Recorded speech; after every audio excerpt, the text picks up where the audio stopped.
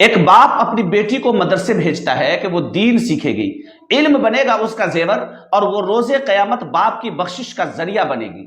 مگر کیا ہو جب وہی بیٹی عشق میں اندھی ہو کر دین کے لبادے میں چھپے ایک شیطان سے جا ٹکرائے، اور نوبت یہاں تک پہنچ جائے کہ وہی بیٹی اپنے عاشق کے ہاتھوں اپنے باپ کا جنازہ تیار کروا دے۔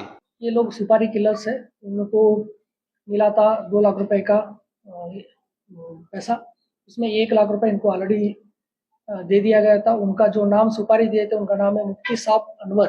یہ کوئی فلمی کہانی نہیں، یہ مصر اولیاء چگولیہ کے حافظ منصور شہید کی دردناک سچائی ہے۔ مولانا شہاب انور قاسمی ایک مدرسے کے محتمم، زمینیں، گاڑیاں، شان و شوکت، ایک عالم کا چولا اور دل میں فریب کا زہر۔ اسی مدرسے میں حافظ منصور صاحب کی بیٹی ایک معلمہ تھی، علم پڑھاتی تھی، پردے کا درس دیتی تھی، اور دل لگا بیٹھی ایک شادی شدہ مفتی سے، جس کے اپنے 5 بچے تھے، ایک بیوی تھی، مگر آنکھوں میں لالچ، زبان پر دین اور دل میں دنیا بسائے بیٹھا تھا۔ باپ نے کیا قصور کیا تھا؟ اس نے تو صرف یہ کہا تھا کہ میری بیٹی کسی کے سائے میں نہیں، کسی کے حق میں جائے گی، میں اسے کسی شادی شدہ فریب کار مولوی کی بیوی نہیں بننے دوں گا۔ 1 سال تک باپ بیٹی کے درمیان تکرار ہوتی رہی۔ باپ نرم لہجے میں سمجھاتا رہا، مگر بیٹی عشق میں اندھی، خوابوں میں گم، جیسے ہوش ختم ہو چکے ہوں۔ قتل والا دن صرف منصور صاحب کا آخری دن نہیں تھا، یہ پوری امت کی غیرت کا جنازہ تھا۔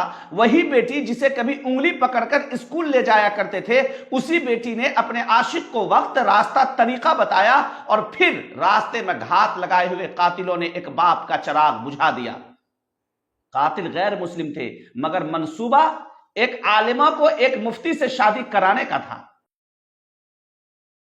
پولیس نے جب پکڑا تو سب کچھ کھل کر سامنے آ گیا۔ مولوی صاحب نے خود جرم قبول کیا، بیٹی اور اس کی ماں نے ابھی تک انکار کیا ہے، مگر دنیا سمجھ گئی ہے کہ جس مدرسے میں علم بیچا جا رہا ہو وہاں عزت بچ نہیں سکتی۔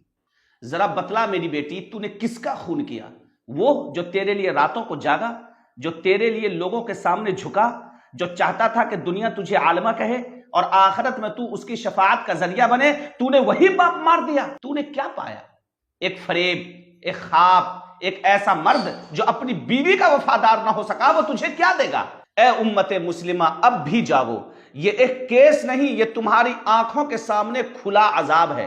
اگر مدرسوں میں عشق ہونے لگا، اگر علم کی جگہ چالاکیاں سکھائی جانے لگی، اگر